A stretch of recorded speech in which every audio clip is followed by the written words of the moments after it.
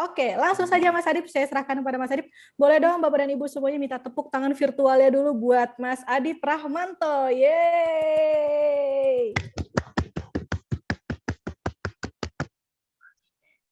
Baik, terima kasih teman-teman semuanya. Assalamualaikum warahmatullahi wabarakatuh.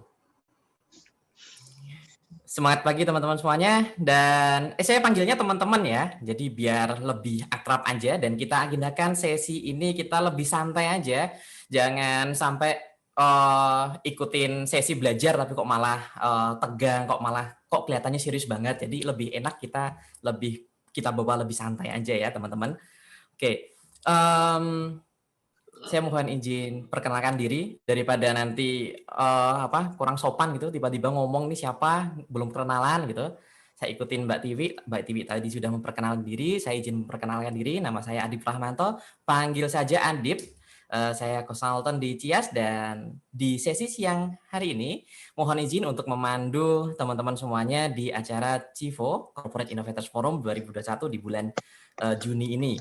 Dengan tema yang kita angkat Fast and Furious. Fast and Furious apa sih? Kenapa sih kita pakai angkat tema itu dan ada apa di dalamnya? Ya, Fast and Furious kalau kita nonton filmnya gitu ya, semuanya serba cepat gitu ya. Dengan adanya bantuan dari teknologi atau engine-nya, modifikasi dalam mobil itu apa aja sih engine-engine yang dipakai, ada turbo, ada NOS dan lain sebagainya. Nah, sama halnya juga dengan kita bekerja. Kita dibantu dengan tools teknologi untuk membuat apa? Untuk membuat kecepatan itu tadi. Untuk bisa kita bekerja lebih cepat, lebih baik, lebih akurat dibantu dengan adanya teknologi. Adanya transformasi dari teknologi, kebutuhan bisnis.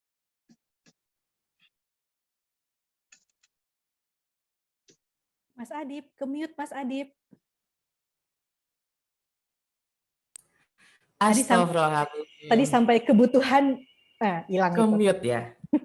Oh, berarti enggak dari awal ya? Oh, saya kira dari awal ke-mute. Enggak, hanya hilang beberapa detik saja. Silakan Mas. Saya harus menjauhkan keyboard dari tangan saya agar tidak kepencet. Oke. Kita ambil tema Fast and Furious seperti di film-film, jadi serba cepat dengan dibantu adanya teknologi. Sama halnya kita bekerja, kita juga diharapkan kita bisa kerja itu lebih efisien, lebih cepat, lebih enak gitu ya. Yang semuanya sibuk banget di depan komputer, doing the same thing, repeatable terus-menerus kayak gitu terus, yang sebenarnya itu dibantu dengan teknologi itu bisa lebih cepat loh, bisa lebih enak loh kerjaan kita, bisa lebih akurat, produktivitasnya meningkat. Nah, di tema ini kita akan bahas itu. Ada solusi apa sih terkait hal-hal pekerjaan kita day to day sehari-hari yang ada di perusahaan yang kita lakukan, yang mana itu nantinya bisa dibantu dengan adanya teknologi ini yang kita sebut automation. Nah, automation itu seperti apa? Kemudian metodenya kayak gimana? Tools-toolsnya seperti apa? Kenapa sih ini menjadi penting? Apa manfaatnya? Nah, kita akan bahas nanti di sesi CIFO kita kali ini dengan tema Fast and Furious. Oke, teman-teman. Di sini tadi sempat di-mention ada 2 pembicara, salah satunya saya. Dan pembicara yang satu lagi adalah seorang senior consultant dari perusahaan yang cukup ternama di Indonesia, dari IBM. Beliau adalah Pak Dedi Iswanto, di mana Pak Dedi ini lebih dari 15 tahun, belasan tahun lah, mungkin hampir 20 tahun ya, terjun di area software development, information system, dan beliau sangat experience di area ini. Dan industri-industri yang beliau sempat bantu salah satunya dari telco, banking, financial services, payment industry, dan beliau juga sangat tertarik dengan enterprise solution development, solution architecture and design, kemudian solution delivery, dan juga project management. Dan beliau juga dengan pengalamannya plus sertifikasi yang beliau pegang saat ini. Di mana Pak Dedi ini saat ini adalah sebagai Head of Big Data and Analytics Service Line dari IBM Indonesia. Oke, teman-teman, nanti kalau ada pertanyaan seperti apa yang disampaikan oleh Mbak Tiwi, bisa diawali dengan tanya atau Q gitu, kemudian disusul dengan pertanyaannya bisa melalui chat, teman-teman semuanya.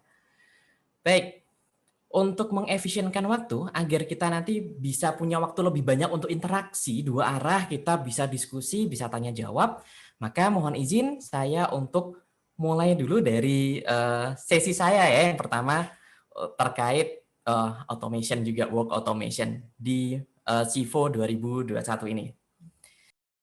Oke, teman-teman saya mohon izin untuk sharing slide-nya untuk memudahkan teman-teman nanti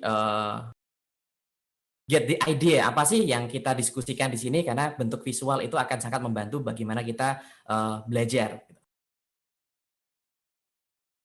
Oke, dan saya juga notice video dan suara saya agak telat. Mohon dimaklumi, ini kalau saya cek di statistical Zoom, CPU usage saya meningkat cukup tinggi. Jadi mungkin ini alasan nanti bisa ganti laptop kali ya. Izin sama istri buat ganti laptop. Oke.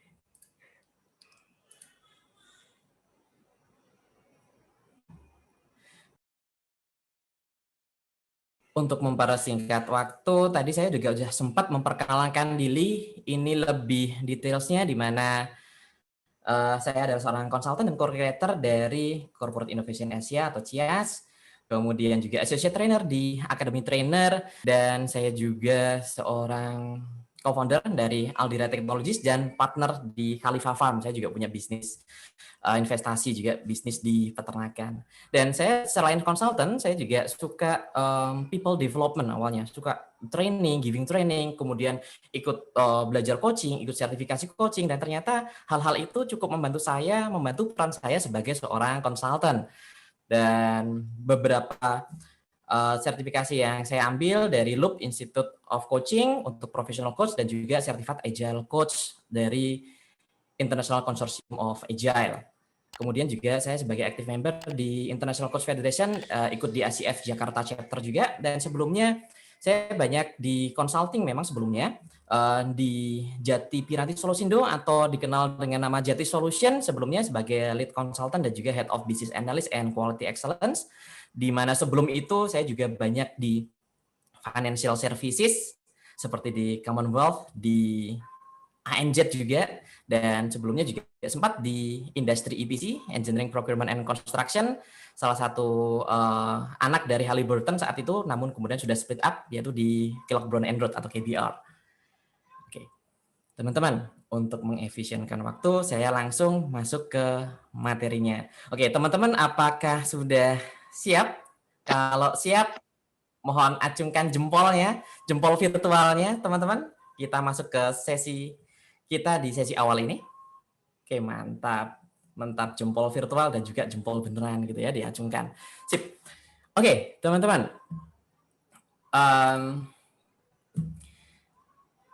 Seperti kita tahu teman-teman, di saat ini ya, di era pandemik ini udah berjalan sekitar berapa lama ya kira-kira ya? 1 tahun lebih lah kita work from home ya, dan kondisi pandemik ini ternyata merubah cara kita melakukan banyak hal, dari kita layanan kesehatan, bagaimana travelingnya, shoppingnya, dan yang paling berasa work at home-nya seperti apa, kemudian belajarnya, bagaimana kita consume media, dan itu tuh kok kayaknya harus membutuhkan atau dipaksa dengan adanya pandemik sih gitu. Meskipun kalau kita tahu gitu ya, misalnya contoh shopping gitu ya, atau online shopping, e-commerce. E-commerce itu kalau kita bilang teknologinya atau tools-nya udah ada dari lama gitu. Bukalapak aja udah 10 tahun gitu kan. Sebelumnya ada Bukalapak Tokopedia. Sebelumnya kalau teman-teman tahu ada Toko Bagus gitu ya. Itu juga udah jauh lebih lama lagi gitu. Dan teknologinya tuh udah lama, tapi dengan adanya pandemik ternyata ada adopsi yang dipercepat, ada peningkatan interaksinya secara digital gitu ya. Dari e-commerce, internet banking, sama internet banking saya ketika di NZ launch internet banking saat itu di tahun 2011 kalau nggak salah. 2011 internet banking itu terkerja dari dulu udah lama gitu. Tapi setiap gajian banyak karyawan-karyawan yang masih antri aja di ATM gitu. Dan sekarang dengan adanya pandemik udah adopsinya dipercepat tuh. Semuanya serba online, serba digital gitu. Layanan online, public services pun juga sama. Nah, itu kita rasain bareng-bareng, dan itu posisi kita sebagai customer gitu teman-teman. Dan ternyata kita sebagai customer pun juga kita juga mengalami perubahan ekspektasi gitu terhadap penyedia solusi. Misalnya kalau banking deh contohnya, aduh gue pengen nambah rekening nih, tapi harus datang ya gitu kan. Ada rasa khawatir kalau harus datang, bisa nggak sih kalau buka rekeningnya online gitu. Sementara kalau banknya belum menyediakan jasa pembukaan rekening secara online, kok rasanya kayak ada yang kurang, di mana solusi-solusi seperti itu harusnya tuh udah embedded, udah menjadi basic solution yang harus di-provide sama si solution provider. Nah, ini kita sebagai customer pun ngerasa seperti itu, teman-teman. Begitu juga kemungkinan besar customer perusahaan Anda juga mengalami hal yang sama. Gitu. Di mana selama 1 tahun lebih ini kita sudah mengalami perubahan behavior, di mana perubahan behavior itu dari research ya, ada yang bilang 22 hari, ada yang bilang 40 hari, ada yang bilang 60 hari gitu. Itu ternyata bisa membentuk suatu habits gitu. Dan pertanyaannya adalah behavior yang sudah lama ini, habits-habits yang sudah ada saat ini yang terbentuk, itu apakah nanti balik lagi sih ke kondisi semula, balik lagi nggak sih ke kondisi sebelum pandemik? Jawabannya mungkin gitu. Ada beberapa habits yang mungkin nanti akan, atau beberapa behavior yang nanti mungkin akan balik lagi ke kondisi sebelum pandemik, atau mungkin di mix, di combine. Tapi ada juga beberapa yang memang itu masih akan terus berlanjut, akan remains, akan continue gitu selepas pandemik nanti. Dan dari survei dari IDC COVID-19 Survey Report yang diambil dari Juni 2020, dan ini masih sangat relevan dengan apa yang ada saat ini, teman-teman. Di mana dari survei itu 58% itu menyatakan bahwa operating model itu perlu digitally enabled. Jadi ya kita udah ke ranah digital, secara operating modelnya perlu ke ranah digital. Kemudian juga customer engagement-nya yang itu perlu di-expand ke online atau self-service. Work from home seperti yang kita lakukan mayoritas teman-teman di sini juga akan menjadi suatu kombinasi dan masuk ke dalam HR policy. Dan untuk teman-teman di IT infrastructure, di business continuity and DRP, itu juga perlu untuk ada revamping, gimana sih nanti agar kita bisa prepare for future crisis. Kita nggak tahu, ternyata hanya dengan pandemi ini aja banyak yang jungkir balik gitu kan. Dan juga bisnis modelnya juga perlu di-extend juga, tidak hanya dengan apa yang kita punya sekarang, tapi di-extend ke new ecosystem yang nanti akan supporting bisnis atau perusahaan itu tetap relevan dan stay kompetitif meskipun ada di pandemi dan juga setelah pandemi. Apa yang diperlukan untuk membuat bisnis solusi atau produk services kita itu stay relevant and kompetitif di market gitu. Ketika pandemik ataupun ketika post pandemic, di mana banyak yang menjawab yaitu inovasi gitu. Banyak top leaders yang berpendapat bahwa inovasi itu bukan hanya sekedar saat ini, tidak hanya dilihat hanya sekedar suatu opsi atau pilihan saja, namun suatu necessity, suatu kebutuhan, suatu keperluan yang cukup penting untuk bisa dilakukan. Dan untuk menjawab suatu kebutuhan di mana bisnis kita untuk tetap kompetitif dan relevan dengan perubahan iklim yang terjadi di saat ini maupun on the future.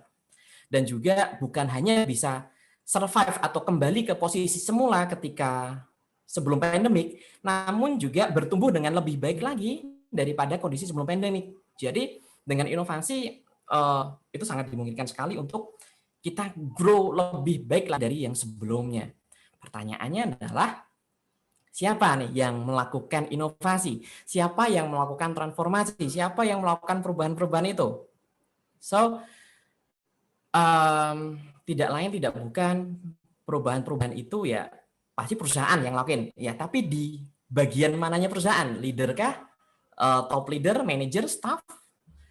Dan ternyata kalau kita bicara inovasi, yang perlu melakukan inovasi adalah semua orang, semua perlu berperan dalam inovasi ini. Namun seringkali yang didapati challenge-nya adalah ketika kita mau melakukan perubahan, kita mau melakukan suatu transformasi, kita melakukan inovasi, itu bukan menyangkut capability dari orangnya gitu. Bukan menyangkut skill-nya, tapi lebih sering menyangkut kapasitas dari si pelakunya. Kapasitas maksudnya seperti apa?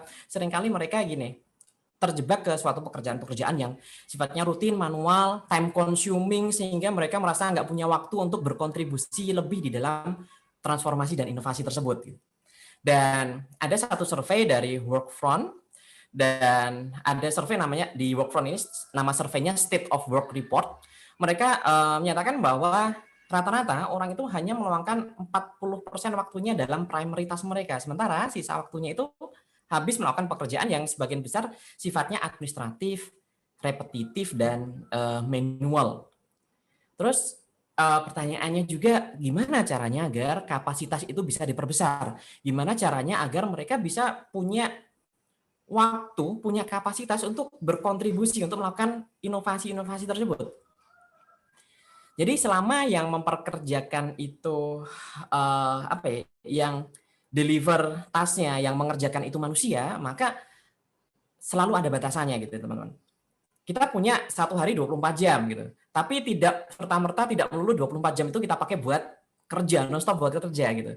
Dan bahkan kerja kan kita ada jam kerjanya kan, ada 8 jam, 9 jam gitu. Katakan 9 jam, 9 jam dipotong 1 jam istirahat. Sisa 8 jam. 8 jam dipotong dengan chit chat, dengan ya refreshing juga, dengan coffee breaks, dengan toilet breaks, dengan break sholat bagi yang muslim, dan itu pun juga pasti akan semakin kecil lagi, less than 8 hours gitu. Sementara kita perlu membebaskan, kalau dalam istilah storage gitu, hard disk gitu, hard disk itu perlu di clean up tuh. Gimana sih cara ngebebasinnya gitu? Gimana cara meningkatkan kapasitas gitu, sehingga mereka bisa nih dalam set of waktu produktifnya mereka bisa lebih produktif lagi, mereka bisa lebih punya waktu untuk berkontribusi melakukan inovasi. Dan salah satunya adalah salah duanya eliminate or automate. Maksudnya gimana? Bisa nggak sih eliminate gitu? Eliminate itu kita nggak usah kerjain deh. Bisa nggak sih kalau task ini nggak usah dikerjain, bisa nggak sih di skip, bisa nggak sih dipersingkat, terus apa sih dampak negatifnya kalau task ini di eliminate gitu, masih relevan nggak sih ini dengan OKR, dengan KPI-nya? Well, di eliminate, bisa apa enggak? Ternyata nggak bisa, so then automate nih. Di automate bisa nggak? Nah, pertanyaannya adalah terkait otomasi. So, kalau suatu pekerjaan perlu diotomasi itu kayak gimana sih? Otomasinya kayak gimana sih? Gitu. Dan yang dimaksud dengan automation itu seperti apa? Work automation itu seperti apa? Gitu. Untuk memberikan lebih jelas lagi gambaran terkait work automation, saya mohon izin teman-teman untuk saya coba share. Ada suatu video yang semoga ini bisa memberikan gambaran terkait automation.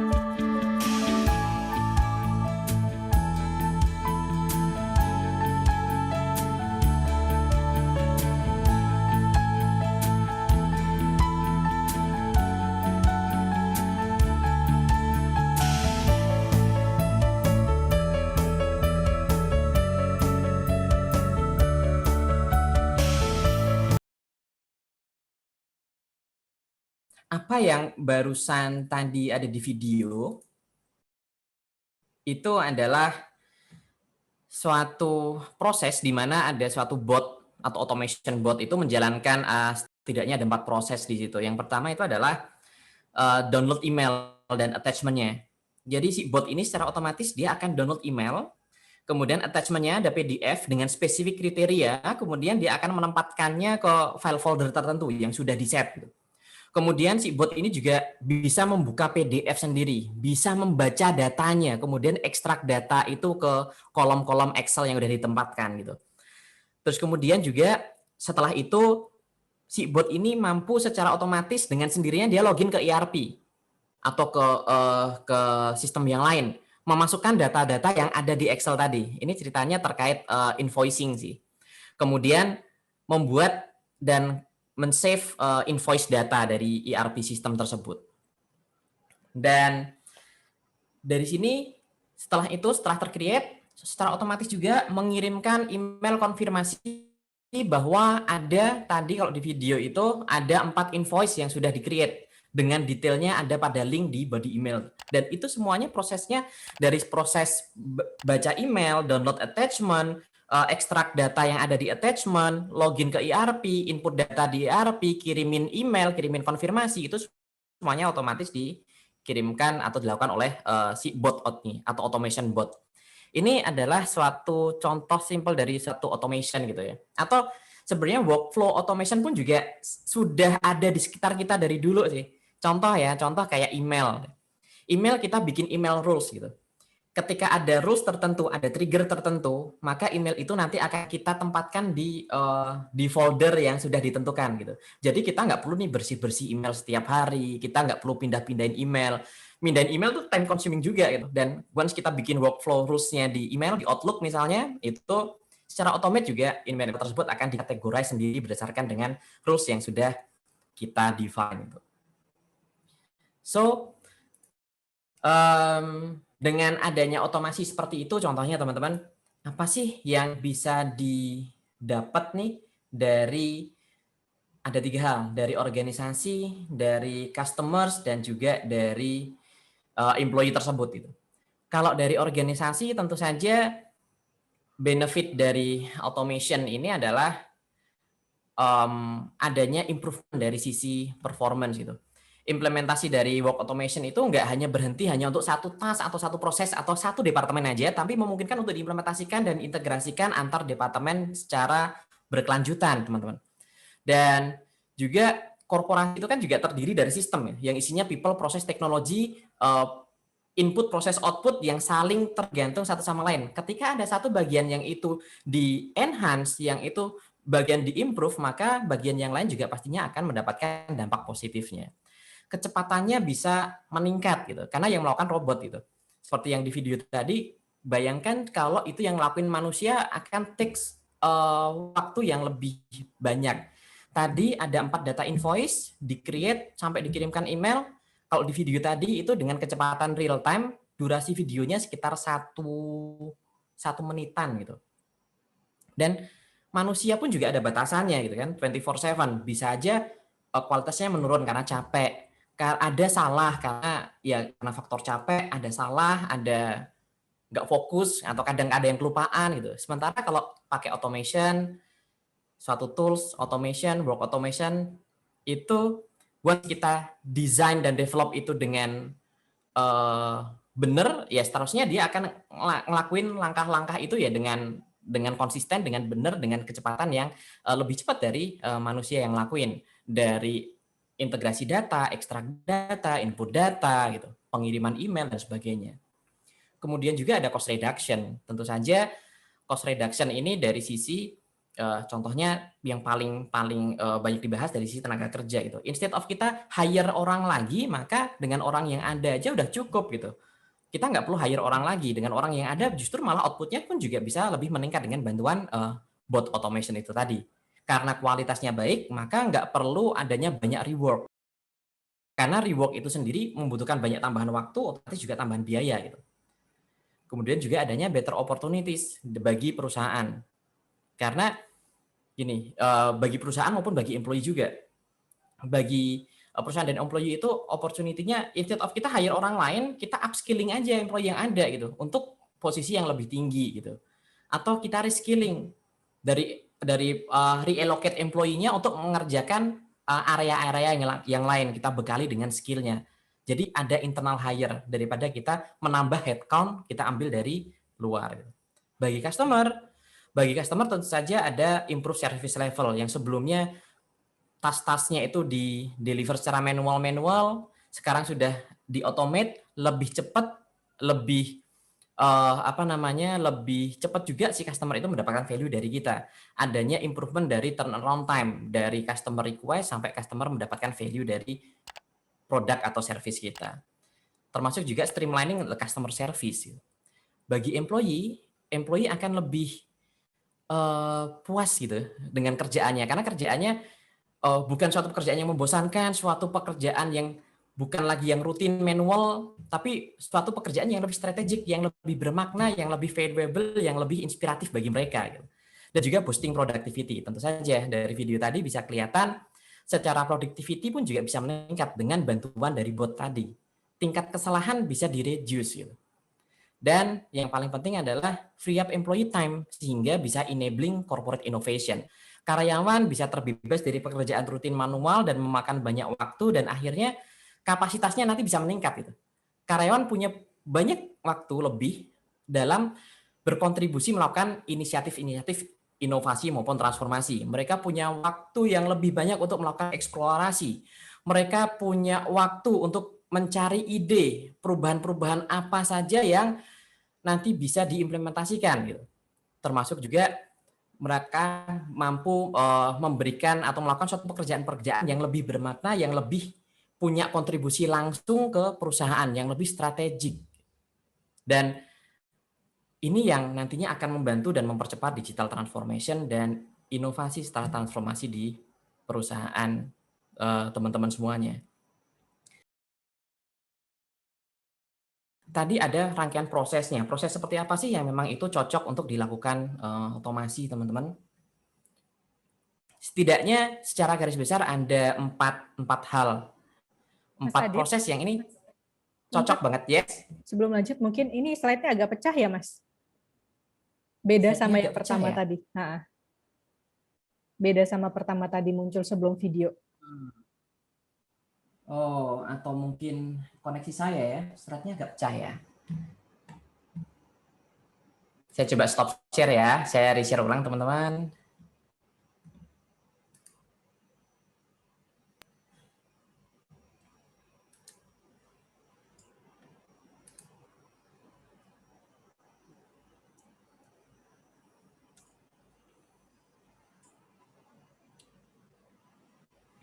Kalau suara di saya aman sih.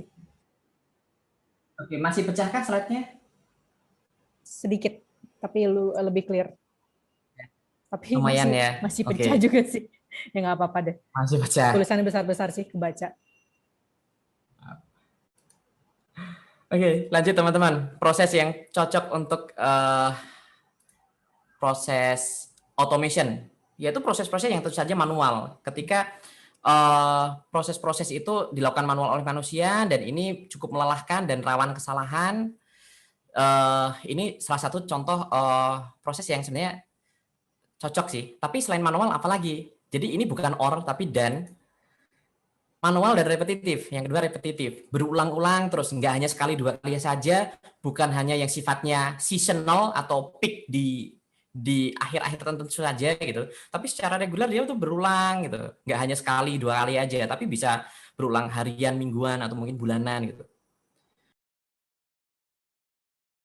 Karena proses itu manual dan repetitif, tentu saja kan pasti butuh banyak waktu ya. Nah hal-hal seperti ini sebenarnya cocok banget diotomasikan. Kemudian terstruktur secara urutannya, prosesnya jelas, standarnya jelas, input datanya jelas, formatnya jelas gitu. Sehingga nanti format yang terstruktur apalagi digital itu nanti akan memudahkan si bot ini untuk menganalisa kondisi-kondisinya, data-datanya gitu. Sehingga ini akan lebih pas banget untuk dilakukan otomasi.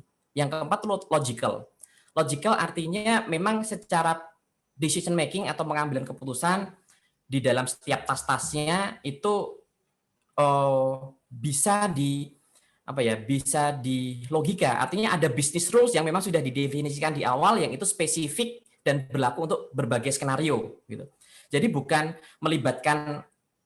hal yang melibatkan judgement dari karyawan itu sendiri, apalagi yang sifatnya emosional gitu kan, apalagi feeling gitu. Jadi memang yang sifatnya ada business rules-nya jelas, aturan-aturannya jelas, if then else-nya jelas. Nah, itu cocok banget untuk bisa dilakukan automation, manual, repetitive, structured, dan logical. So, untuk melakukan automation sendiri pun juga kita nggak melulu harus advance gitu ya. Sebenarnya ada banyak, mulai start small, dari lokal dulu lah, dari kerjaan kita yang ada di desktop kita, yang ada di laptop kita bisa automate pelan-pelan.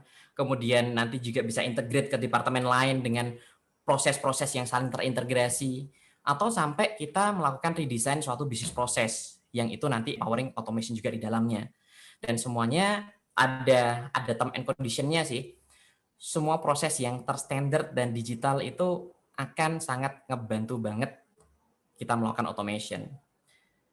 Dari start small-nya kita bisa ya semudah integrasi, misalnya dari data-data yang ada di Excel, kita pengen kirimin email secara otomatis, atau kita pengen ngambil data dari mana, kita tempatin di mana gitu.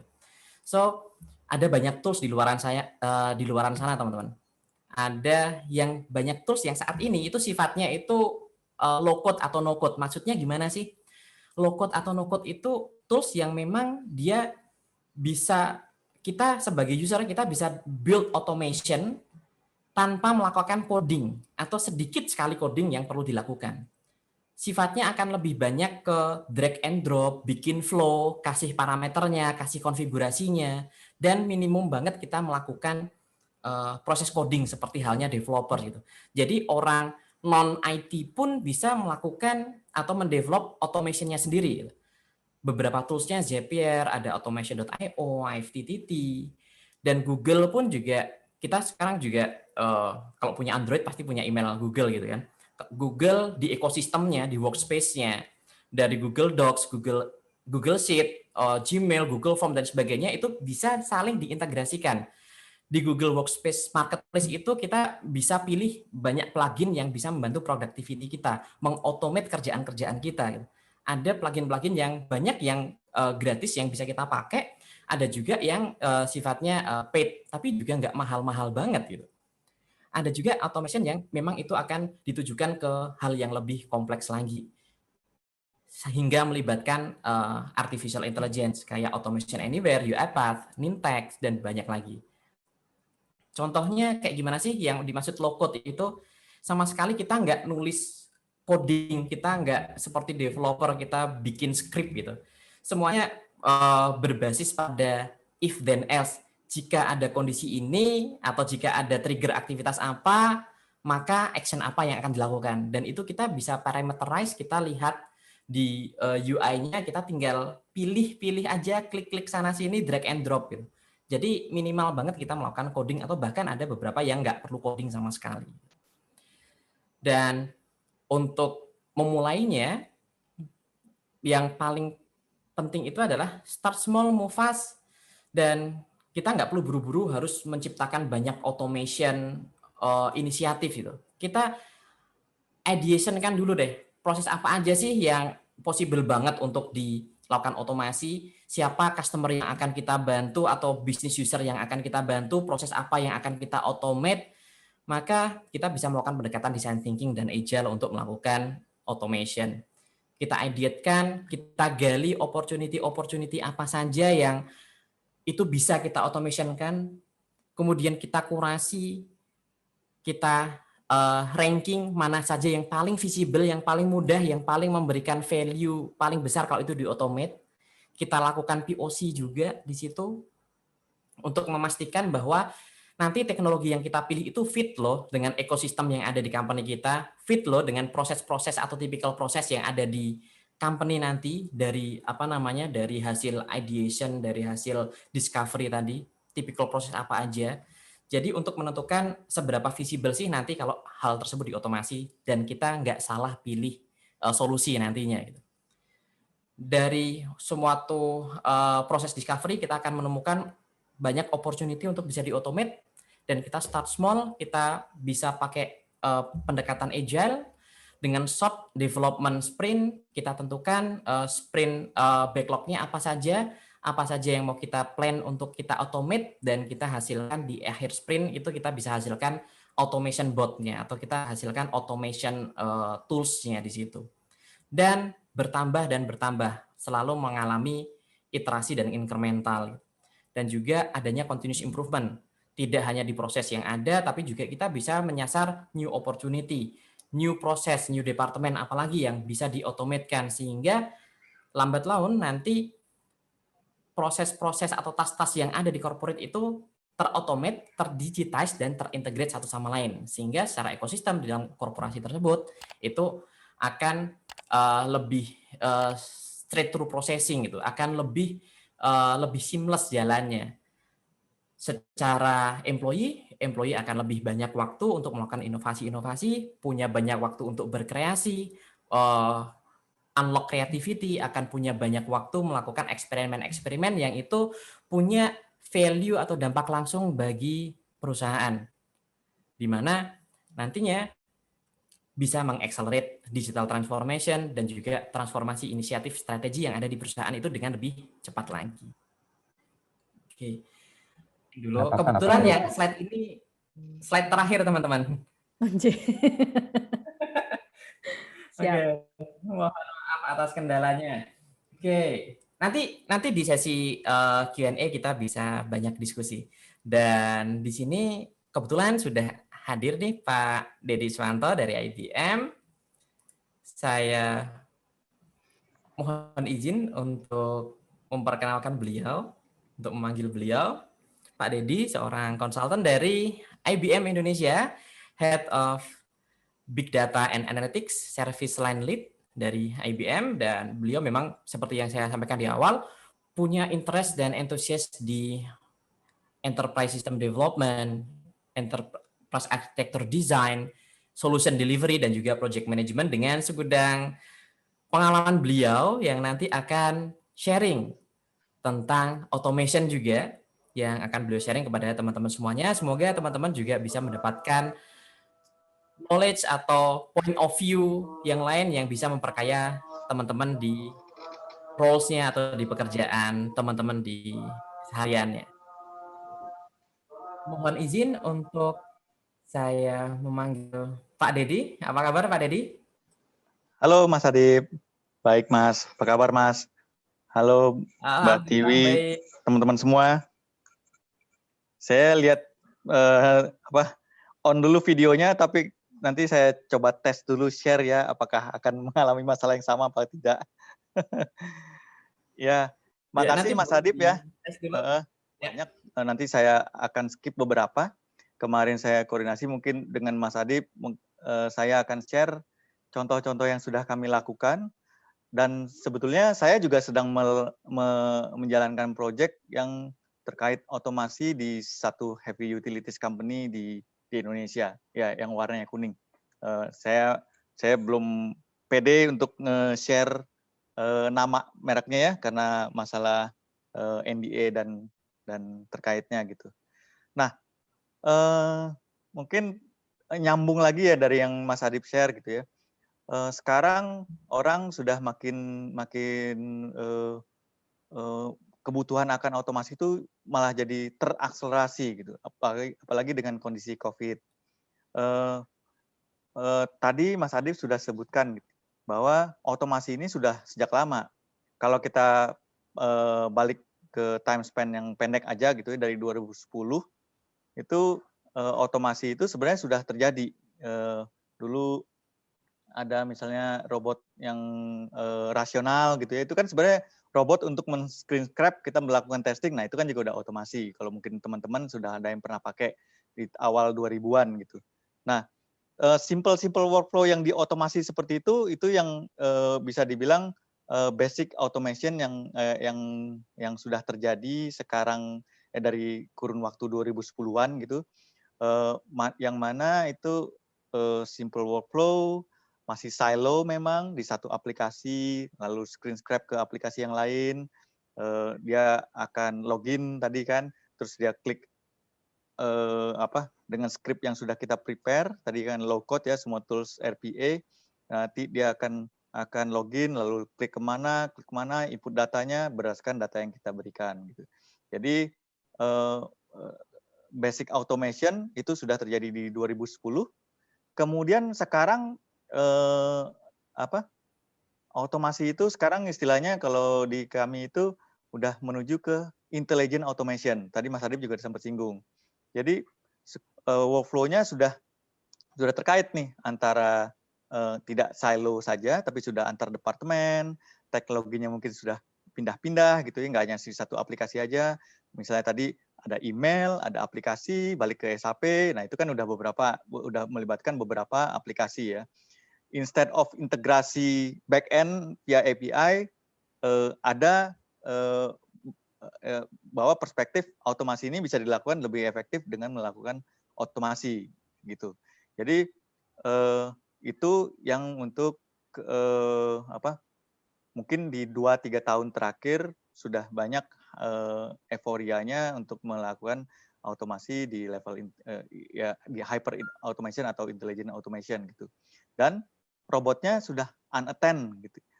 Yang sering disebutnya makanya bots, dan dia unattended, artinya dia dibiarkan jalan in background, sementara kita human, kita bisa fokus mengerjakan hal lain yang lebih strategis sebagai human gitu. Jadi tadi ada kriteria harus repetitif, hal-hal pekerjaan repetitif itu bisa digantikan oleh otomasi ini. Nah itu mungkin evolusinya yang sudah berlangsung di Indonesia juga kayaknya itu intelligent automation.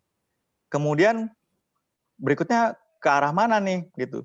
Nah, berikutnya kita bisa katakanlah sebagai extreme automation.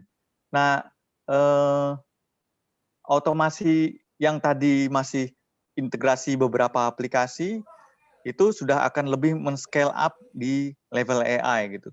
Memang sekarang masih banyak kesannya itu robot itu dia hanya bisa ditentukan step-stepnya, script-nya, dia akan klik ke sini, login ke sini, isi ini dari data yang disuplai gitu. Tapi data yang disuplai bagaimana menentukannya kita masih sediakan dengan dia belum cukup smart. Nah, kedepannya, masa depannya harusnya itu sudah driven by AI dan machine learning. Gitu. Jadi instead of dari data, tapi udah insight dari data itu untuk mengeksekusi, mengotomasi proses yang bisa dilakukan itu.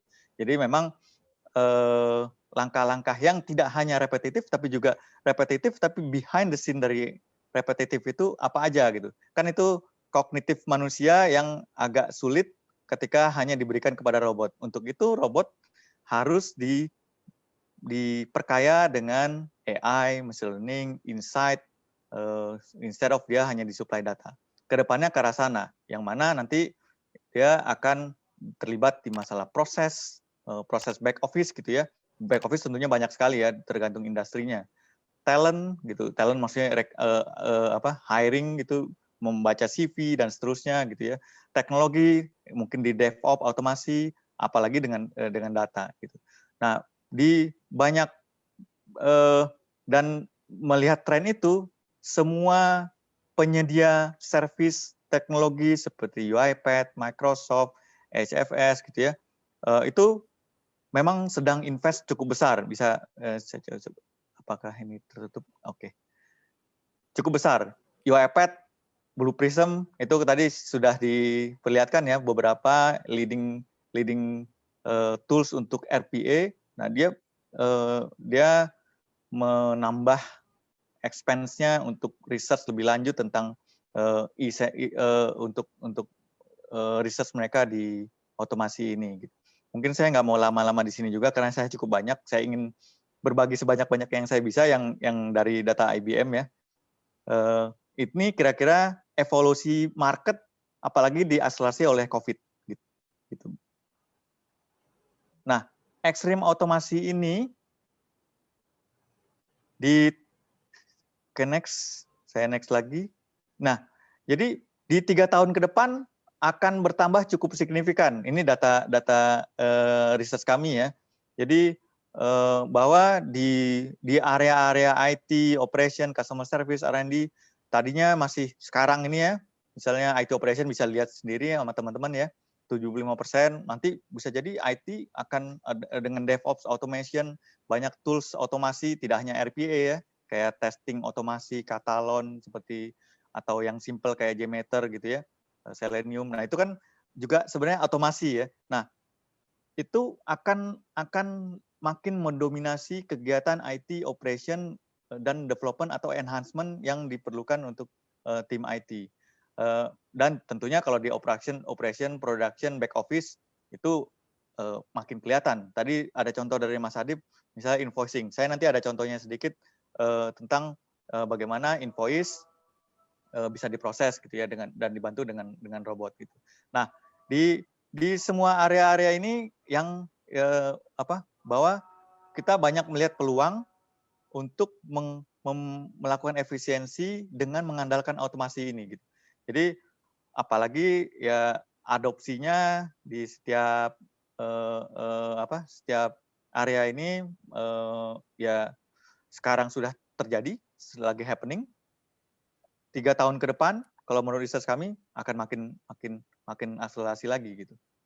Somehow ada opportunity di balik COVID ini gitu ya. Kita dipaksa untuk going digital. Begitu, mungkin ini bahwa tadi ekspektasinya apa sih gitu ya terhadap si otomasi. Jadi si teknologi sendiri kan memang kita berharap banyak ya terhadap teknologi ya untuk revenue, customer engagement, inovasi tadi, kemudian operational expense-nya, responsifnya juga ingin diimprove. Tapi dari otomasi juga itu salah satu bagian dari teknologi otomasi untuk bisa membantu decision making. Ya, jadi robot tidak hanya disuruh melakukan ini, login ke aplikasi, buka ini, input ini, masukkan datanya, kirim email, posting ke SAP dan seterusnya gitu ya. Jadi ini adalah teknologi dan ekspektasi benefit dari otomasi dan sebagai bagian dari teknologi transformation dan digital transformation gitu. Ya, ini saya nggak akan lama-lama juga ya, bahwa untuk menunjukin aja bahwa ini sangat masif otomasi sekarang. Kemudian, tapi sayangnya walaupun hype-nya cukup besar, mungkin bisa dibilang baru sedikit. Gitu ya. Keinginan sudah banyak gitu ya, tapi mungkin meng-apply-nya baru 7% menurut research kami. Di IBM ada namanya IBV ya, IBM Business Value Study gitu. Jadi kami ada research, interview C-level dan seterusnya gitu. Nah, bahwa sekarang baru 7% artinya masih banyak ruang yang kita bisa improve dengan bantuan otomasi. Dan saya bisa confirm sendiri. Baru mungkin baru beberapa project yang kami jalankan gitu ya di back office yang sudah berjalan gitu. Mungkin di luar sudah lebih banyak, tapi di Indonesia mungkin lebih confirm lagi bahwa mungkin belum terlalu banyak. Tapi rasanya sih teman-teman di industri sudah bisa aware ya bahwa otomasi ini sangat krusial ke depannya gitu. Tidak hanya melulu tentang RPA ya, tapi all scale of automation. Nah, challenge-nya apa gitu ya? Challenge-nya adalah ya kita ingin otomasi, kita ingin dibantu oleh AI, kita ingin teknologi digital transformation. Tapi kita perlu tadi bagus banget tuh dari Mas Adib, kita definisikan dulu dengan design thinking, kebutuhannya seperti apa, benefit ekspektasinya seperti apa, realize dengan start small, lalu grow gitu ya. Nah, itu sangat ngebantu karena kalau kita tidak tahu arahnya juga, kita senang dengan otomasinya, terlihat sangat membantu, promising, tapi kejadiannya banyak juga bahwa ROI-nya tidak tercapai karena tidak clear. seperti apa sih yang diekspektasi, tidak diukur dulu mungkin ya berapa FTE, berapa proses, berapa lama, berapa jam proses existing manualnya, ketika berubah jadi otomasi jadi seperti apa gitu. Nah, hal-hal seperti itu adalah challenge yang perlu kita atasi di waktu kita mengeksekusi proses misalnya inisiatif mengotomasi suatu function gitu ya. Karena unclear ROI-nya akhirnya dapat resistansi. Sering kejadian seperti itu. Lalu tidak align, resistansi itu terjadi tidak align dengan internal strategi gitu. Jadi kadang-kadang kita fokus kepada hal yang mungkin bukan hal yang krusial untuk diotomasi duluan. Makanya tadi start small, mana yang duluan, mana yang prioritas, mana yang mudah dulu, mana yang benefit duluan gitu ya. Dan juga nyambung koordinasi dengan inisiatifnya dengan antar business unit. Ini sangat krusial gitu. Karena misalignment dengan internal strategi itu juga kejadian gitu ya. Kemudian di beberapa organisasi besar mungkin kompleksiti arsitekturnya mungkin udah kadung sulit gitu ya, sudah kompleks, sudah banyak yang di hardcode, back office, mungkin ada ISB SOA-nya yang sudah terlalu orkestrasinya. Nah, hal-hal gitu yang kita perlu define di awal mana duluan yang kita bisa transform. Dan ya tadi mungkin ini nyambung ya, trust kepada otomasi itu. Jadi kadang-kadang kita nggak percaya robot ini akan benar apa nggak melakukannya gitu ya. Tentunya ini akan bisa diatasi dengan melakukan eksekusi implementasinya dengan proper gitu ya. Dan yang terakhir mungkin challenge-nya adalah selain tidak percaya, kita perlu mensecure proses, platform, device, sistem yang terkait di otomasi itu. Otherwise kita akan malah bukan mendapatkan benefitnya, kita malah mendapatkan masalah karena otomasinya kebablasan dan mungkin nggak secure, membuka hole dan seterusnya gitu. Mbak Tiwi, saya slide-nya cukup banyak. Kalau ada peserta yang bertanya mungkin boleh lanjut atau nanti aja. Monggo Bapak mau gimana? Kalau Saya sih bebas. Lebih enak sih kayaknya sampaikan materi dulu semua gitu ya. Nanti sambil jalan, baik. sambil Bapak misalnya sampaikan materi, Bapak dan Ibu semua peserta ada yang mau bertanya silahkan langsung aja di chat di Zoom. Ya, kalau bisa saya langsung jawab, saya sih nggak masalah ya. Jadi teman-teman kalau ada yang ingin ditanyakan, mungkin nggak bisa langsung aja. Tapi kalau mungkin selesai dulu, saya bisa lanjutkan dulu aja gitu ya. Oke, Pak Dedi boleh satu lagi Pak Dedi? Ya. Biar gantengnya kelihatan, Pak Dedi boleh mundur sedikit Bapak, wajahnya maju banget kepotong di layar. Ya. Soalnya. Nah, agak dikebawahin sedikit. Agak terlalu ke atas, nasib. Meja saya kurang ini soalnya. Jadi malum nih matanya udah ini banyak kalau layar. ngelirik ke bawah udah plus gitu ya. Siap Bapak, mau nggak Bapak dilanjutkan? Iya, jadi bagaimana cara mengatasinya? Ya kita jawab satu persatu challenge tadi gitu ya. Jawaban satu lainnya adalah kalau setelah start small kita grow, berikutnya adalah kita harus mengestablish semacam center of excellence-nya gitu ya.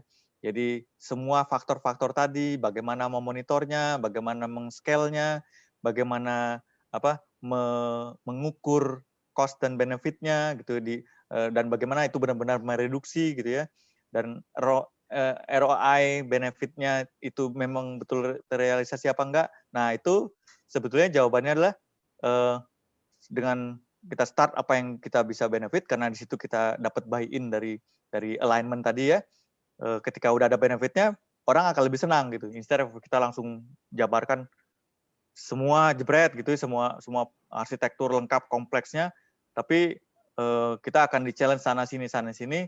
Kita harus berikan yang start small tadi, tapi kedepannya kita punya plan. Jadi kedepannya kita punya plan apa nih platformnya kedepannya seperti apa, kemudian seperti apa organisasinya mengadres challenge itu. Gitu. Disitulah sudah mulai dibutuhkan rencana untuk membentuk semacam Center of Excellence. Saya ingin share aja, memang inisiatif ini sudah banyak dilakukan di IBM di luar ya. Di kami IBM Indonesia sedang ada yang proyek kami sedang jalan, itu kami akan propose gitu karena sudah beberapa jalan di divisi finance-nya, lalu extend itu ke tax, ke legal. Nah, sudah mulai nih, gitu. Jadi udah mulai kita bisa harus lebih hati-hati dan lebih proper plan-nya gitu, landscape-nya. Itu kira-kira yang memang harus diperhatikan untuk mengadres challenge pelaksanaan si otomasi ini gitu. Kemudian ya mungkin ini saya nggak akan lama-lama di sini adalah kita perlu tahu di mana posisi company kita, institusi kita atau organisasi kita yang dibutuhkan gitu ya. Jadi apakah kita masih basic complex intelligence misalnya gitu ya. Jadi kita perlu setidaknya rule based repetitive task-nya itu bisa diatasi dulu deh gitu. Nanti baru deh ngomongin masalah AI, unstructured, kemudian udah predefined gitu ya. Kemudian masuk unstructured data, predefined patterns, AI, machine learning. Nah, kita tahu dulu kita di mana nih. Proses otomasi kita seperti apa? Lalu bahkan manualnya kita sudah jelas belum gitu ya, sudah punya belum structure-nya, repetitive task-nya apa aja. Nah, ini kita harus ukur dulu apakah kita di basic, di advance, intelligent gitu. Sambil kita jalankan yang otomasi yang bring benefit dulu biar user atau business user-nya atau business function-nya bisa melihat manfaatnya terlebih dahulu. Nah, di stage inilah gitu ya. Jadi tadi penjabarannya adalah apakah kita masih di desktop automation aja gitu ya. Tadi screen scraper gitu, workflow. Tadi kemudian kita sudah ada di masuk ke memulai melaksanakan RPA, walaupun RPA sebagian besar itu sebenarnya screen scraper juga ya. Kita apakah sudah mulai punya library-nya untuk RPA-nya bisa di-reuse, robotnya usability-nya seperti apa, kemudian infrastrukturnya sudah memadai apa belum, kemudian bisa apakah kita sudah ada di level company kita itu sudah di level autonomic gitu ya, human process dan case-nya sudah ada mensupport, monitoring-nya sudah akan in place, sudah terpikirkah di kita untuk itu gitu ya, karena di platform RPA itu ya biasanya ada control room-nya seperti yang bisa melihat seperti apa bots kita atau automation kita, tools kita bisa berfungsi dengan benar apa enggak gitu, memenuhi ROI yang kita expect apa enggak. Gitu. Tapi itu juga biasanya bisa dilengkapi dengan centralized semacam dashboard dan monitoring untuk melihat overall step workflow dan dari si otomasi ini. Tidak hanya otomasinya ya, tapi workflow otomasi itu berada di landscape si automation platformnya gitu ya. Sampai akhirnya kita bisa engage automasi functions ini dengan kemampuan kognitif gitu ya. Jadi tidak hanya disuplai dari data, misalnya kita supply data Excel, lalu si robot akan baca data itu, lalu dia akan menjalankan step-stepnya, tapi juga datanya mungkin disuplai dari assessment dari AI atau machine learning. Nah, kedepannya itu levelnya itulah di situ intelligent automation yang kita bisa aim berikutnya sesuai keperluan company masing-masing. Nah, mungkin saya nambahin sedikit ya.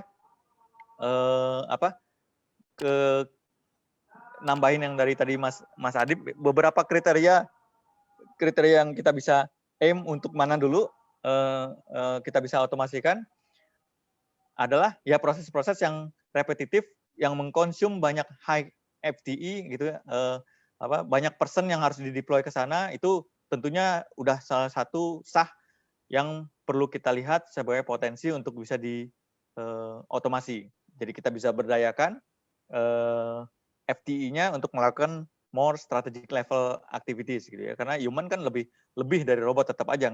Walaupun seringnya kita jangan sampai salah kaprah juga ya, karena ini kadang-kadang sensitif bahwa akan berapa FTE digantikan. Nah, sebetulnya kita tidak bertujuan untuk seperti itu, tapi lebih tadi Mas Adib sudah sempat sebutkan ya, supaya karena person itu lebih bisa berpikir, kemampuan kognitif bagaimanapun juga belum bisa tergantikan, dia bisa beralih ke more strategic activities gitu ya.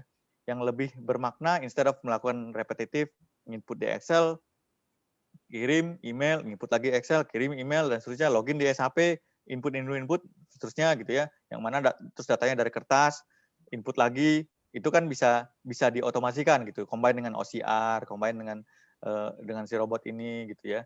Nah, disitulah potensi-potensi otomasi bisa take place ya. Kemudian bahwa bisnis prosesnya itu juga akan berkembang dan kedepannya akan lebih menguntungkan, akan benefit kalau misalnya itu akan bisa menggunakan no touch operation gitu ya. Jadi tidak perlu kita sebagai human harus berinteraksi, menunggu intervensi kita, apalagi harus menyentuh atau berinteraksi dengan si sistem itu, baru aktivitasnya bisa berlanjut gitu. Itu juga kriteria otomasi bisa ngebantu gitu. High error rate, tentunya human error itu akan selalu terjadi gitu ya. Apalagi kalau sudah lelah gitu ya. Orang yang sudah lelah pasti akan tend to error. Nah, itu tentunya robot walaupun tetap ada perawatan berkala ya, maintenance-nya, sistemnya, masalah usage dan seterusnya, tapi error rate akan jauh turun dengan otomasi atau dengan robot. High compliance, gitu, audit proof, itu juga bisa jadi salah satu indikasi. Lalu ada opportunity loss, itu juga sama, error rate, tapi opportunity loss karena kita karena prosesnya kelamaan, prosesnya ada error, prosesnya tidak bisa di address oleh aktivitas oleh by human gitu ya. Itu juga robot bisa potensi untuk bisa bantu di sana. Kemudian misalnya proses dengan bottleneck, kekurangan orang, prosesnya kelamaan. Nah, itu robot juga otomasi bisa masuk kriteria untuk bisa diotomasikan. Lalu proses yang ketika fluktuasinya tiba-tiba meningkat, spiking. Nah, itu kan kalau kita meng-hire people belum tentu cepat ya. Tapi kalau dengan sekarang dukungan cloud, bisa aja lebih cepat dengan cloud yang bisa auto scale ya. Itu robot bisa langsung bereaksi untuk bisa memproses high demand ketika misalnya lagi lebaran, lagi event gitu ya. Itu di situ juga potensi untuk robot otomasi bisa bantu. Tentunya mendigitasi atau yang hard copy ini itu udah standar ya tadi, bahwa dari kertas, PDF, di-scan, lalu di-OCR-kan, itu juga salah satu kriteria yang masuk kalau kita harus otomasikan. Structure, semi-structure, ya itu tadi yang dari dokumen gitu ya. Maaf saya agak cepat-cepat ya. Kemudian benefitnya mungkin tadi udah sama Mas Adib, saya skip aja ya, karena sudah disebutkan tadi. Kemudian ini sama, cuman bagian bawahnya itu ada bahwa intelligent automation itu akan ada business need terkait human augmentation, actionable insight yang tadi, instead of cuman hanya file, Excel, data, plain, tapi juga ada misalnya rekomendasi dari machine learning misalnya gitu ya. Dan kalau kita combine dengan machine learning, tentunya proses improvement-nya juga bisa belajar terus gitu ya. Jadi datanya itu dengan kita train data itu akan bisa jadi masukan untuk robot bisa melakukan aktivitas berikutnya. Sekarang ini belum cukup mature tapi sudah terjadi. Saya sendiri sudah implementasi salah satunya dengan signature validation gitu ya, terus langsung dia combine dengan OCR, jadi divalidasi dengan machine learning, signature-nya betul apa enggak, memenuhi confusion matrix-nya gitu, lalu dia bisa kita putuskan ini valid atau enggak, masuk ke proses otomasinya gitu. Jadi hal-hal itu yang kita bisa combine sebagai benefit yang kita expect dari otomasi. Oke. Mungkin ini yang contoh-contoh yang mana aja sih yang kita bisa area-area yang kita bisa otomasikan, contoh-contohnya gitu ya, invoice processing, inventory rekonsiliasi, report text gitu ya, tadi saya juga kebetulan lagi jalankan proyeknya, validasi invoice, balance rejection, ngeblocking invoice gitu ya, maksudnya number untuk invoice gitu ya, kemudian rekonsiliasi kompleks account gitu, balance itu area yang kita bisa lihat di area finance, dan di sini beberapa experience kami, beberapa FTE, berapa akurasinya bertambah dan seterusnya gitu. Kemudian di finance juga claim, kemudian customer transaksi, saya sebutnya random aja ya. Kemudian mengautomate payment gitu ya, baik itu ada yang single vendor, multi vendor gitu. Jadi dia bisa mengautomate itu dengan bantuan otomasi, dia login ke ERP atau SAP di belakang gitu, atau back office-nya gitu ya. Itu contoh-contoh berikutnya untuk si otomasi capabilities. Kemudian customer master data, reporting, mutual funds, di HR juga kita bisa misalnya memproses time and attendance gitu ya. Jika masih ceklok, misalnya terus datanya diproses, misalnya gitu ya, worst case-nya.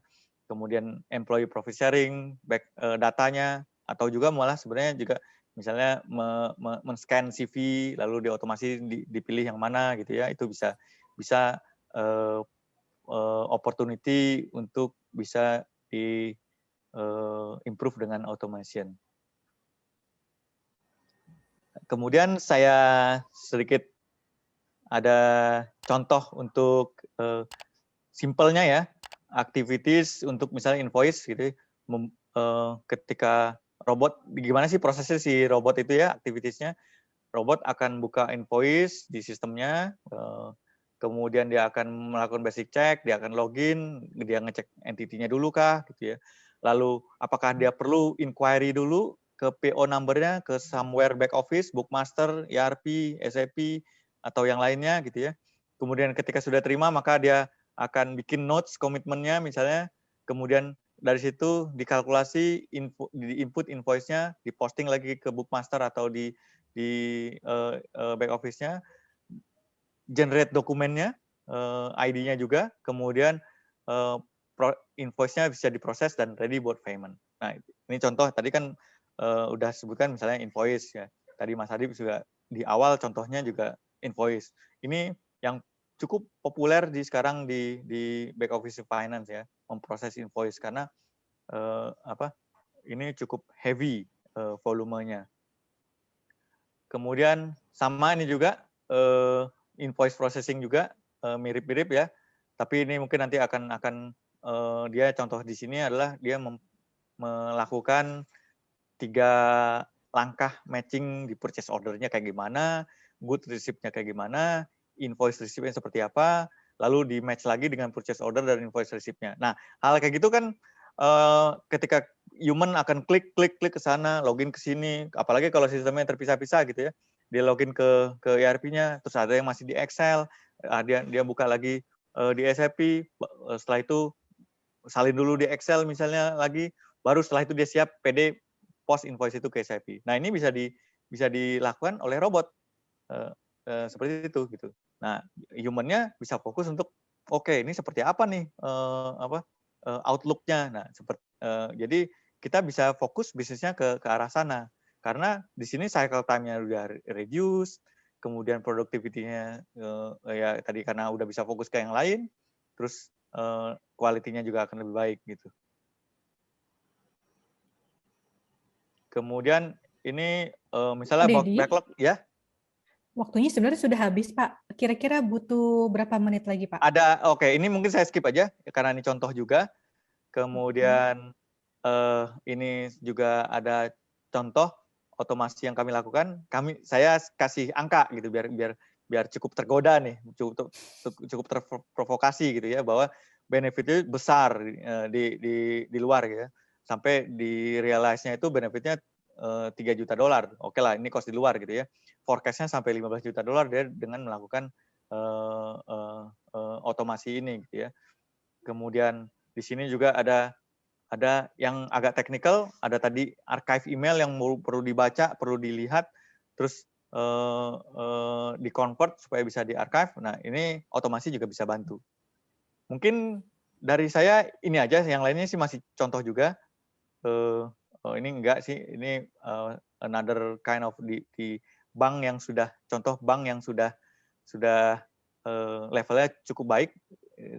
Kebetulan itu adalah klien IBM ya, di base Singapura. Mereka udah sampai di titik itu ya, intelligent automation. Mungkin dari saya itu aja. Mohon maaf kalau agak terlalu banyak. Saya belum sempat memfilternya. Mbak Tiwi dan teman-teman dan Mas Adip. Silakan kalau ada yang mau ditanyakan. Mas Adip, Terima monggo. kasih Pak Dedi, teman-teman. Baik, silakan teman-teman, jika ada pertanyaan boleh disampaikan melalui grup chat. Di chat ini bisa diawali dengan kata tanya gitu, kemudian balik ke pertanyaan. Silakan jika ada pertanyaan yang ditujukan ke para pembicara, kami berdua maksudnya, silakan teman-teman. Saya mohon izin untuk off kamera dulu, ini sedang bermasalah dari tadi si pilotnya. Waduh. Saya bantu yang pertama Pak. Ya. Dari saya masih utak-atik dulu ya. Dari Pak Rofiah Sofia mau bertanya nih, cost saving-nya itu didapat dari apa saja ya tadi gitu, misalnya Pak Dedi. Komponen cost saving-nya itu. Tadi beberapa ada suara musik terputar. Iya. Suara saya masih terdengar? Jelas Pak Dedi? Iya. Jadi sebenarnya tadi kan sudah terlihat sekali ya, cost saving-nya paling gampang itu adalah FTE atau people yang teralokasi aktivitasnya gitu ya. Saya nggak mau bilang misalnya FTE itu jadi ditiadakan. Artinya tinggal dikalkulasi berapa sih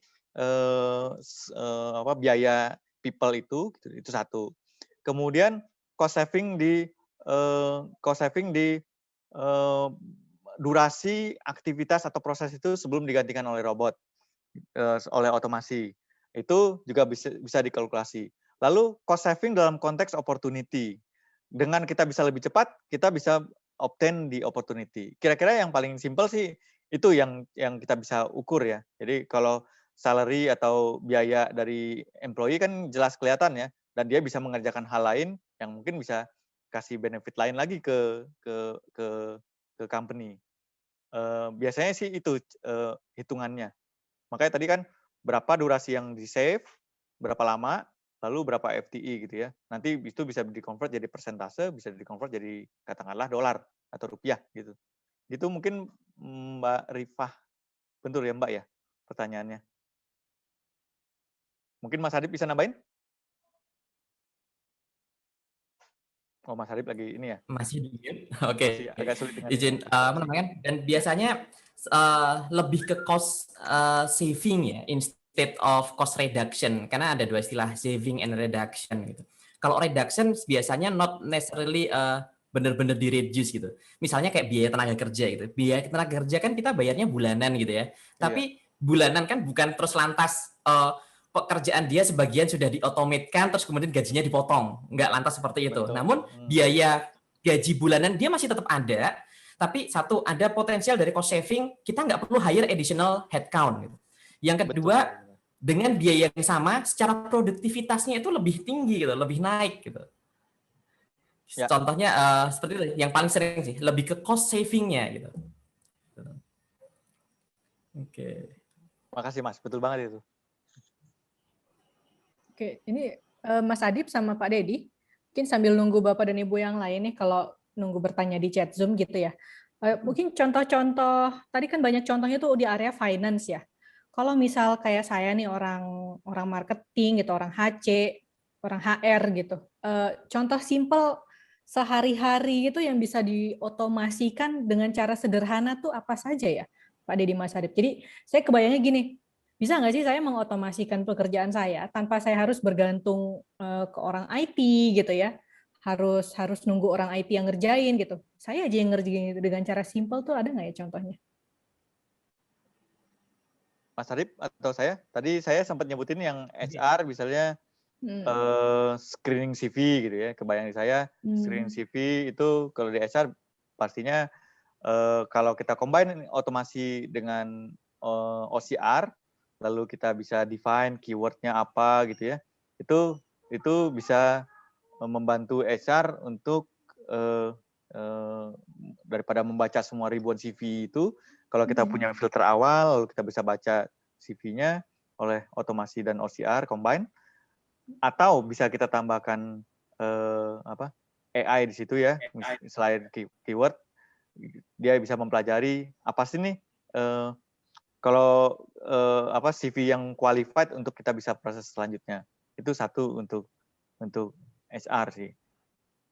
Kemudian kalau marketing mungkin ya tadi kita bisa bantu misalnya di campaign, lalu dia bisa provide dari back office, melihat apa aja yang bisa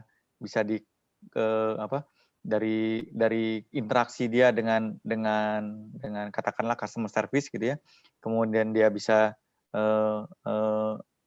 otomasi, dia ambil dari CRM, kemudian dia ambil dari data transaksi dia, dari pola transaksinya si customer, maka kita bisa keluarkan rekomendasinya, lalu misalnya bisa keluarkan blast email gitu.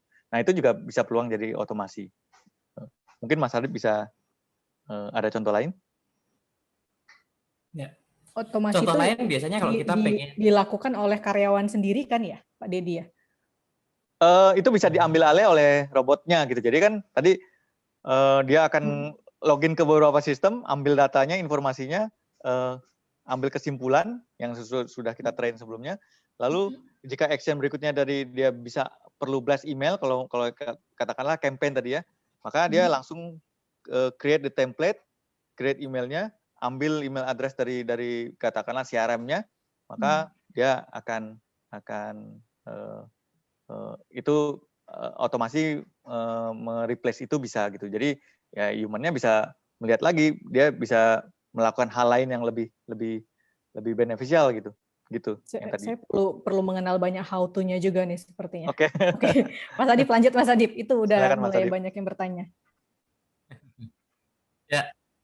Ya, beberapa sekarang sudah mulai cukup banyak layanan yang menyediakan solusi automation gitu, simple automation, dan yang sempat saya mention itu bahkan nggak perlu coding sama sekali. Artinya kita sebagai business user gitu ya, tanpa tergantung dengan tim IT kita bisa melakukan itu. Misalnya contoh ada solusi katakanlah ada solusi luar gitu, Zapier atau Automate.io gitu. Nah, di sini kita tinggal pilih nih, di dalamnya itu sudah menyediakan set of use case yang bisa kita pakai dengan banyak aplikasi yang sudah terintegrate di dalamnya gitu. Kita tinggal semudah memilih aplikasi apa saja yang mau kita integrasikan. Misalnya nih kayak Sheet dengan Gmail gitu. Kemudian kondisinya apa? Jadi kita bisa menentukan atau kita bisa mendefine rules di dalam Zapier itu atau tools ini.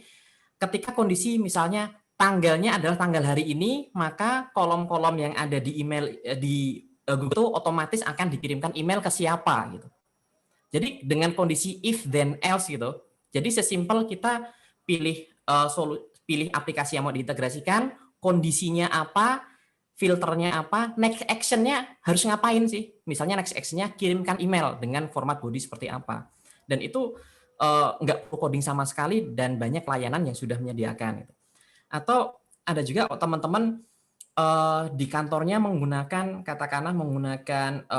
ada dua sekarang Office gitu ya yang banyak digunakan. Yang pertama masih ekosistemnya Microsoft, yang kedua Google gitu. Di Microsoft punya tools Power Automate yang itu kita kayak bikin flow, diparameterize, dikonfigur, nanti flow-nya akan jalan sendiri gitu. Dan flow ini ya automated itu. Kalau di Google Workspace, kita bisa mengintegrasikan semua produk layanan Google dengan plugin-plugin yang ada. Kita bisa download pluginnya, activate pluginnya yang sesuai dengan kebutuhan productivity kita, kemudian tinggal di setup aja tanpa perlu melakukan coding. Kalau ada teman-teman IT atau teman-teman yang punya capability untuk melakukan coding, bisa juga sih ngoprek-ngoprek sendiri untuk membantu otomasi atau streamline proses workflow di dalam unitnya masing-masing. Sebenarnya cukup banyak sih sekarang gitu. Ada yang gratis, ada juga yang berbayar gitu. Dan yang berbayar pun jangan khawatir, pasti beberapa menyediakan layanan free trial untuk memastikan ini cocok nggak sih buat otomasi kita gitu. Itu mungkin dari saya. Mbak Tiwi mungkin bisa bantu memilihkan pertanyaan-pertanyaan, sudah cukup banyak nih pertanyaan yang masuk dari Google Chat ya. Kok Google Chat? Chat maksudnya. Oke, Pak, ini terkait dengan RPA nih. Sefleksibel apa sih RPA itu terhadap perkembangan bisnis yang ada? And based on experience, apakah balance cost saving enhancement dengan hire people? Terkait dengan RPA nih, Pak. Dari Pak Gary Gevi. Mungkin Pak Dedi bisa jawab dulu, Pak Dedi. Bentar, saya coba pahami. Fleksibel apa? RPA Balance terhadap perkembangan bisnis. Cost saving. Dan berdasarkan pengalaman Pak Dedi, iya. balance cost saving dengan hire people itu balance Ya, gimana? Tadi kayaknya sempat dijawab juga di pertanyaan sebelumnya oleh Mas Adib gitu ya. Jadi dengan meng-cost saving sekian FTE bisa ditranslate dengan tidak perlu meng-hire lagi gitu ya. Tidak perlu meng-hire tambahan orang atau tidak perlu meng-hire orang ketika ada surge gitu, ada spike of events gitu. Jadi itu juga bisa kita lakukan balance cost saving yang kita bisa berlakukan. Nah, sefleksibel apa ini saya agak bingung sih, maksudnya fleksibelnya teknologinya kah atau ini ya? Mungkin boleh dijelaskan.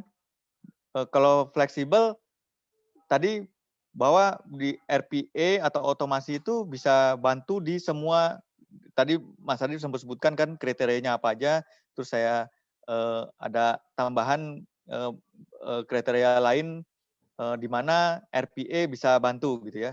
Nah, ketika itu memenuhi, bisa kita reduksi kegiatan repetitifnya, terlalu banyak orangnya, terlalu banyak volumenya, lama, banyak error, maka itu kita bisa berlakukan.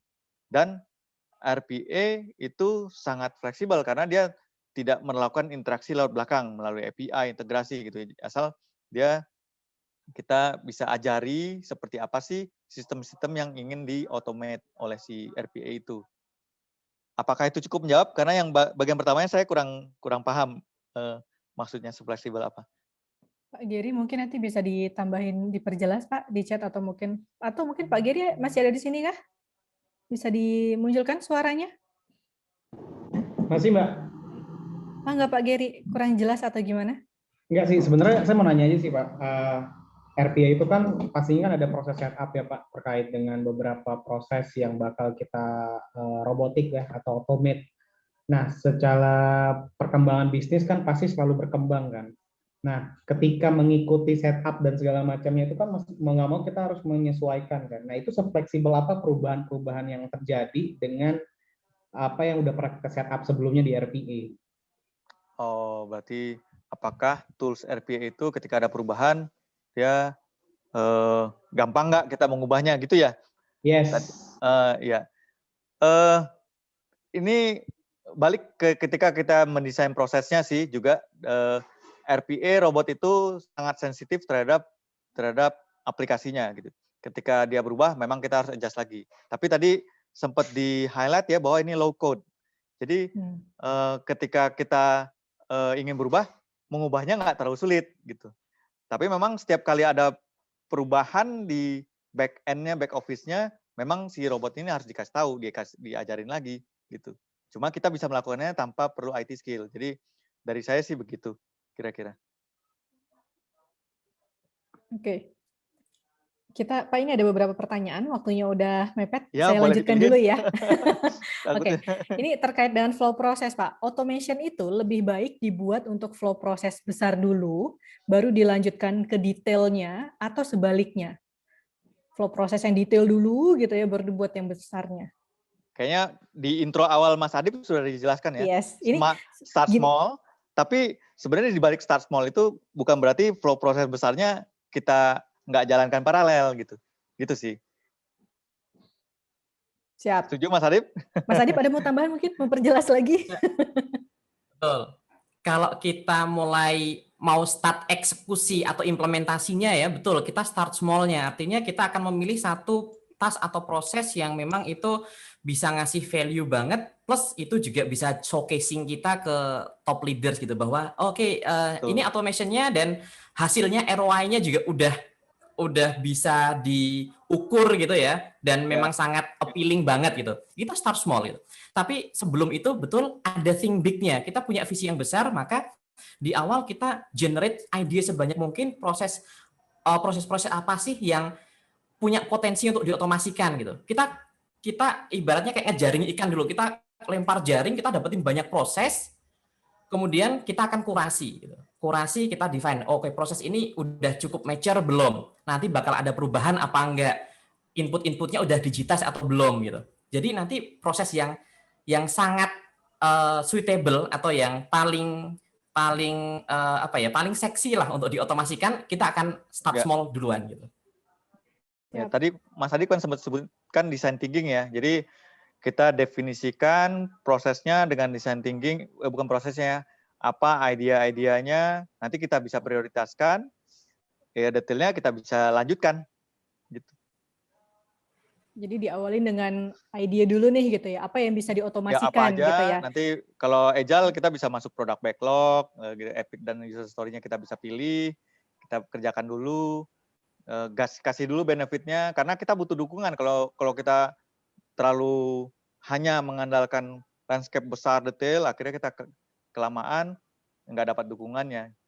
Itu sih idenya yang tadi. Siap. Ini sebenarnya kok lihat dari beberapa pertanyaan ini Pak, sebenarnya tadi sudah beberapa tuh dijelaskan oleh Pak Dede sama Mas Adip.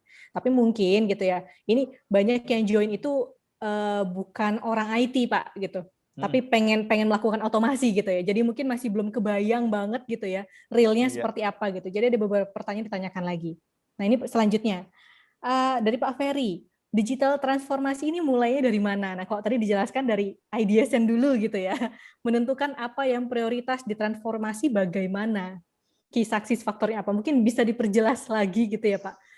Memulainya ini dari mana gitu, titik pertama terus langkah berikutnya sampai akhirnya ntar gimana?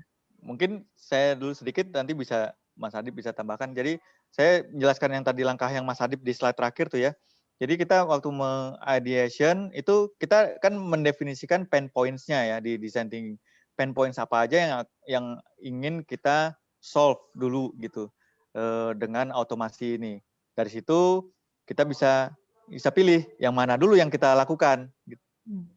Itu sih. Jadi rasanya yang tadi sempat dijabarkan Mas Adip yang di awal ideation, difilter, diprioritaskan. Diprioritaskan itu tadi kriterianya nanti kita bisa keluar semacam matriks gitu, nanti mana yang lebih mudah dan mana yang benefit gitu. Jadi itu kan no-brainer harus kita lakukan duluan gitu. Kalau dengan design thinking kita bisa mendapatkan output seperti itu. Nah, disitulah kita mulai gitu. Oke. Mas Adip ada tambahan? Ya. Kalau dari saya, kita memang startingnya dari mana sih? Dari visinya dulu gitu, dari strateginya dulu, dari arah kita geraknya mau kemana gitu. Tanpa direction pasti akan bingung gitu, mulai dari mana. Jadi perusahaan memang perlu menentukan apa sih arah strategi ke depan, visinya mau seperti apa, baru itu diturunkan ke strategi inisiatif, termasuk juga digital transformasi gitu. Dan juga menentukan prioritasnya gimana. Paling simple itu dari alignment antara bisnis strateginya, bisnis visionnya seperti apa, kemudian secara finansial benefit, karena ujung-ujungnya yang namanya perusahaan juga profit alignment dengan secara financially, dan juga effort untuk melakukan itu atau mewujudkan itu, mendapatkan value tersebut gitu. So itu paling simple untuk kita prioritizing inisiatif mana sih yang perlu kita kerjain duluan antara effort dengan value yang nantinya akan didapatkan. Kalau tadi juga ada pertanyaan apa ya, success factor ya. Success factornya dari mana? Success factornya kalau kita yang melihat dari sisi dengan pendekatan inovasi dan design thinking itu, kita berangkat dari customer-nya duluan. Value apa yang bisa kita dapatkan dari customer secara desirability-nya seberapa gede, secara visibility-nya seberapa mungkin kita untuk wujudkan, dan secara viability atau business value dan strategic alignment-nya seberapa besar yang nanti akan company dapatkan dari situ. Oke. Kita lanjutkan dulu ya. Pertanyaan selanjutnya, ini Pak, jika perusahaan mining atau mineral processing masih pada posisi desktop automation, itu pun masih banyak yang belum optimum. Berdasarkan pengalaman Bapak-Bapak, bagaimana cara mengakselerasi agar sistem otomasi perusahaan tersebut segera mencapai pada posisi automatic process automation ataupun cognitive automation? Berapa lama umumnya? Kemudian bagaimana pula cara terbaik untuk mendapat akses atau masuk ke ekosistem supplier automation equipment dan consultant automation? Panjang nih pertanyaannya. Untuk membantu atau mempercepat implementasinya nih Pak. Dari saya mungkin cara mengakselerasi tentunya tadi step-stepnya mengeksekusi otomasi itu harus kita definisikan gitu ya. Dari mau ke arah mana, kemudian apa aja yang mau kita solve dengan kondisi sekarang masih di posisi desktop automation, target state berikutnya mau seperti apa. Nah, dari situ tentunya setiap inisiatif perlu dukungan dari manajemen. Kalau enggak akan bisa akselerasi sama sekali. Makanya bolak-balik kita harus kasih lihat benefitnya, tapi juga kita harus punya arahnya, dapat arahnya kemana gitu ya. Dari manajemen. Nah, visinya si perusahaan itu terhadap otomasi itu kayak gimana? Ingin menjadi cognitive based automation kah? Mungkin untuk mining at some point iya ya gitu ya. Terus dari situ kita bisa tentukan step-stepnya berapa lama cycle rilis-rilisnya masing-masing gitu. Ini bisa jadi adalah journey, nggak bisa misalnya 4 bulan selesai, enggak. Jadi kita bisa tentukan the next 3 months atau jadi di sekarang inisiatif IT related atau teknologi related itu biasanya kita harus punya short release supaya bisa mendapatkan manfaatnya gitu ya. Makanya agile itu makin banyak dipakai gitu. Karena ingin mendapatkan manfaat sesegera mungkin. Nah, kita bisa mendefinisikan dalam 3 bulan ke depan bisa apa aja, kemudian 3 atau 4 bulan berikutnya apa lagi dan seterusnya. Dan kebetulan itu yang saya lakukan di klien saya ya. Jadi punya mimpinya ke arah mana, pengen semua di-automate ini gitu ya. Tapi ya kita harus tahu mana dulu nih, si finance dulu kah, si marketing dulu kah, si HR dulu kah. Nah, bagaimanapun kita harus realistis, bagaimanapun juga harus dapat benefitnya dulu supaya bisa lanjut gitu. Kalau enggak kita kehabisan bensin, kliennya juga kehabisan bensin gitu.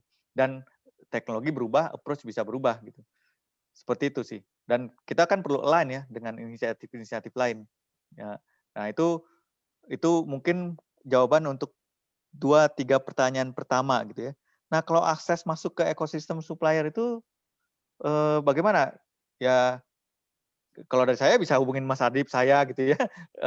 Ya yang dimaksud ekosistemnya mungkin konsultannya ya. Itu bisa tadi kayaknya sempat disebutin ya beberapa produknya. Saya juga sempat ngelis beberapa di gambar ya ada beberapa jenis produk solusi. Itu bisa di reach out lah orang-orangnya.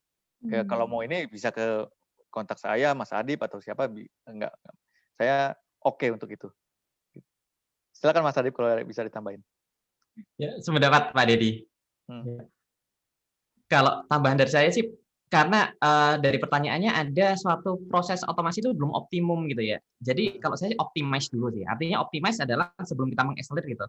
Saya hanya menduga sih, bisa jadi ada beberapa hal yang memang itu menghambat kita untuk berakselerasi. Misalnya contoh, prosesnya masih sering berubah-ubah. Gitu. Terus kemudian ada perubahan sistem gitu kan. Sementara si automation-nya itu nggak dikasih memo, nggak dikasih notes kalau ada perubahan.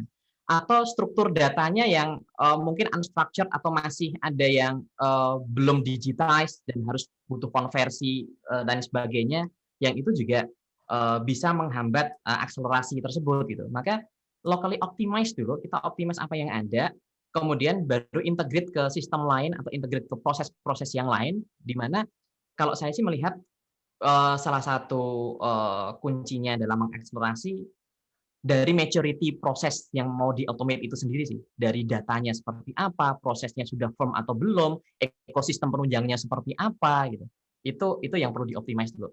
Karena ada pepatah mengatakan ketika kita mencoba untuk meng-automate suatu proses yang belum optimize gitu. Itu ya kita seakan-akan kayak membesarkan atau leverage ketidakoptimisan tersebut gitu. Jadi malah makin kurang berasa. Ini automation-nya kok kayak nggak ngasih hasil sih gitu. Sementara di belakang itu ada banyak PR yang perlu kita optimize dulu, perlu kita kerjain dulu sebelum kita berakselerasi gitu. Oke. Waktunya sebenarnya sudah habis, cuman ini saya pengen ada satu pertanyaan lagi aja dari peserta ya. Mungkin bisa dijawab dengan singkat. Sebentar. Itu yang blockchain menarik juga itu. Ya, itu Pak. Coba Pak. Contohnya sih saya belum ada ya di Indonesia. Tapi blockchain sendiri itu kan sebenarnya otomasi karena dia desentralisasi kan ya. Jadi instead of decision itu dilakukan oleh suatu fungsi perusahaan, misalnya underwriting gitu ya, kalau di insurance atau analis gitu ya, atau kontrak yang harus dipenuhi, makanya di blockchain itu kan smart contract adalah bagian utamanya gitu. Jadi blockchain itu sebenarnya otomasi, bisa dibilang adalah juga otomasi juga gitu ya, karena decision dilakukan oleh blockchain, transaksi diproses, kemudian tanpa harus melibatkan central decision maker gitu. Menarik ketika kita dihubungkan dengan AI gitu ya. Jadi ketika blockchain maka dihubungkan dengan off-chain-nya AI untuk kembali supaya data transaksinya di blockchain. Tapi ini menarik, cuman di Indonesia sih saya belum tahu dan itu sangat implementable atau sangat promising kalau ketika itu diimplement lintas workflow, lintas entity gitu. Karena itulah otomasi plus apalagi blockchain yang sifatnya desentralisasi. Saya sebenarnya nggak bisa menjawab apakah ada contohnya, tapi saya tertarik dengan itunya pertanyaannya. Oke, siap. Pak Dedi sama Mas Adip dan juga Bapak dan Ibu yang lainnya. Mohon maaf ini waktunya sangat terbatas. Kita ada sisa waktu 5 menit lagi. Aduh, sebentar feedback. Gimana kalau misalnya ini kita closing dulu, nanti bagi Bapak dan Ibu yang mau tanya jawab lebih lanjut, setelah kita closing kalau mau ngobrol lebih lanjut gitu ya, sama Pak Dede, Mas Adip, mungkin ada kita kasih waktu 10 menit, 15 menit gitu ya. Kebetulan saya sih jam 4 ada meeting sih. Ada meeting juga Pak? Oh baiklah kalau begitu. Mungkin nanti bisa via chat aja, via WhatsApp gitu ya. Melalui saya nanti saya sampaikan gitu ya Pak Dedi ya. Ya, kontak saya boleh di-share kalau emang ini saya. Oh siap, kalau ketika begitu. Saya bisa jawab, ada pas bisa jawab saya akan jawab. Oke, kalau begitu. Mohon maaf Bapak dan Ibu karena waktunya terbatas. Ini terakhir ada Pak Richard juga dan tadi ada beberapa pertanyaan belum terjawab juga di atas. Tapi mudah-mudahan mewakili dari apa yang kita share pada hari ini ya, pada Bapak dan Ibu semuanya. So, pertama-tama terima kasih buat Pak Dedi dan juga Mas Adip dan juga Bapak dan Ibu semua yang hadir di sini.